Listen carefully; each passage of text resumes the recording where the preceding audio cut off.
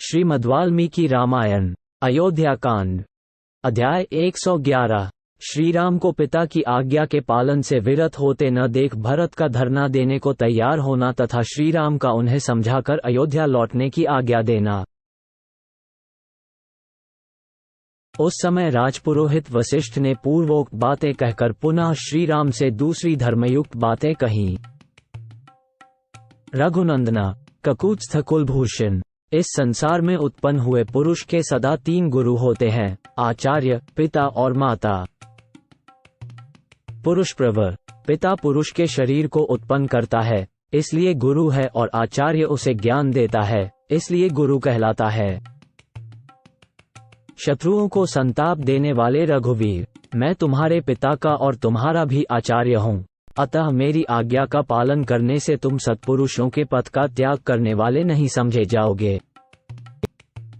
तात, ये तुम्हारे सभासद, बंधु बांधव तथा सामंत राजा पधारे हुए हैं, इनके प्रति धर्मानुकूल बर्ताव करने से भी तुम्हारे द्वारा सन्मार्ग का उल्लंघन नहीं होगा।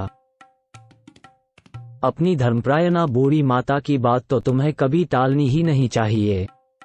इनकी आज्ञा का पालन करके तुम श्रेष्ठ पुरुषों के आश्रयभूत धर्म का उल्लंघन करने वाले नहीं माने जाओगे। सत्य, धर्म और पराक्रम से संपन्न रघुनंदना, भरत अपने आत्मस्वरूप तुमसे राज्य ग्रहण करने और अयोध्या लौटने की प्रार्थना कर रहे हैं, उनकी बात मान लेने से भी तुम धर्म का उल्लंघन करने वाले नहीं कहलाओगे। गुरु वशिष्ठ ने सुमधुर वचनों में जब इस प्रकार कहा, तब साक्षात पुरुषोत्तम श्री राघवेंद्र ने वहां बैठे हुए वशिष्ठ जी को यूं उत्तर दिया। माता और पिता पुत्र के प्रति जो सर्वदा स्नेहपूर्ण बर्ताव करते हैं, अपनी शक्ति के अनुसार उत्तम खाद्य पदार्थ देने, अच्छे बिछौने पर सुलाने, उपटन आदि लगाने, सदा मीठी बातें बोलने तथा पालन पोषण करने आदि के द्वारा माता और पिता ने जो उपकार किया है, उसका बदला सहज ही नहीं चुकाया जा सकता। अतः मेरे जन्मदाता पिता महाराज दशरथ ने मुझे जो आज्ञा दी है, वह मिथ्या नहीं होगी।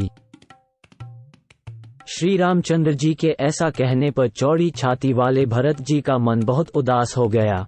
वे पास ही बैठे हुए सूत सुमंत से बोले, सारथे, आप इस वेदी पर शीघ्र ही बहुत से कुश बिछा दीजिए।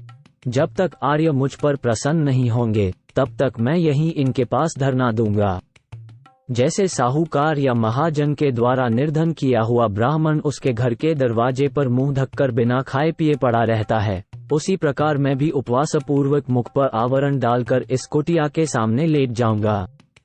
जब तक मेरी बात मानकर ये अयोध्या को नहीं लौटेंगे, तब तक मैं इसी तरह पड़ा रहूंगा। ये सुनकर सुमंत्र श्री रामचंद्र जी का मुंह ताकने लगे।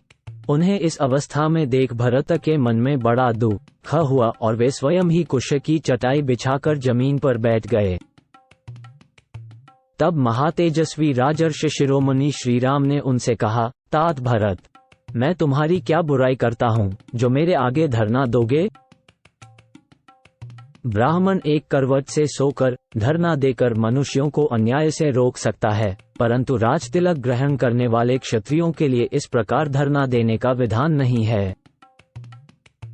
अतः नरश्रेष्ठ रघुनंदना, इस कठोर व्रत का परित्याग करके उठो और यहाँ से शीघ्र ही अयोध्यापुरी को जाओ। ये सुनकर भरत वहां बैठे बैठे ही सब ओर दृष्टि डालकर नगर और जनपद के लोगों से बोले, आप लोग भैया को क्यों नहीं समझाते हैं? तब नगर और जनपद के लोग महात्मा भरत से बोले, हम जानते हैं, काकुत्स्थ श्री रामचंद्र जी के प्रति आप रघुकुल तिलक भरत जी ठीक ही कहते हैं, परंतु ये महाभाग श्री रामचंद्र जी भी पिता की आज्ञा के पालन में लगे हैं, इसलिए ये भी ठीक ही है। अतएव हम इन्हें सहसा उस ओर से लौटाने में असमर्थ हैं।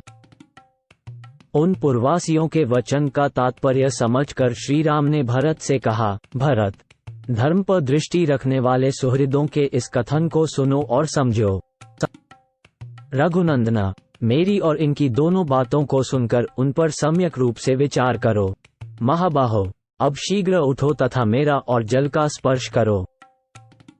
ये सुनकर भरत उठकर खड़े हो गए और श्री राम एवं जल का स्पर्श करके बोले, मेरे सभासद और मंत्री सब लोग सुने, न तो मैंने पिताजी से राज्य मांगा था और न माता से ही कभी इसके लिए कुछ कहा था। साथ ही परम धर्मज्ञ श्री रामचंद्र जी के वनवास में भी मेरी कोई सम्मति नहीं है। फिर भी यदि इनके लिए पिताजी की आज्ञा का पालन करना और वन में रहना अनिवार्य है तो इनके बदले मैं ही 14 वर्षों तक वन में निवास करूंगा। भाई भरत की इस सत्य बात से धर्मात्मा श्री राम को बड़ा विस्मय हुआ और उन्होंने पुरवासी तथा राज्य निवासी लोगों की ओर देखकर कहा, पिताजी ने अपने जीवन काल में जो वस्तु बेच दी है या धरोहर रख दी है अथवा खरीदी है, उसे मैं अथवा भरत कोई भी पलट नहीं सकता। मुझे वनवास के लिए किसी को प्रतिनिधि नहीं बनाना चाहिए, क्योंकि सामर्थ्य रहते हुए प्रतिनिधि से काम लेना लोक में निंदित है। कैकेयी ने उचित मांग ही प्रस्तुत की थी और मेरे पिताजी ने उसे देकर पुण्य कर्म ही किया था। मैं जानता हूँ भरत बड़े क्षमाशील और गुरुजनों का सत्कार करने वाले हैं। इन सत्य प्रतिज्ञ महात्मा में सभी कल्याणकारी गुण मौजूद हैं। 14 वर्षों की अवधि पूरी करके जब मैं वन से लौटूंगा तब अपने इन धर्मशील भाई के साथ इस भूमंडल का श्रेष्ठ राजा होऊंगा। कैकेयी ने राजा से वर मांगा और मैंने उसका पालन स्वीकार कर लिया। अतः भरत, अब तुम मेरा कहना मानकर उस वर के पालन द्वारा अपने पिता महाराज दशरथ को असत्य के बंधन से मुक्त करो।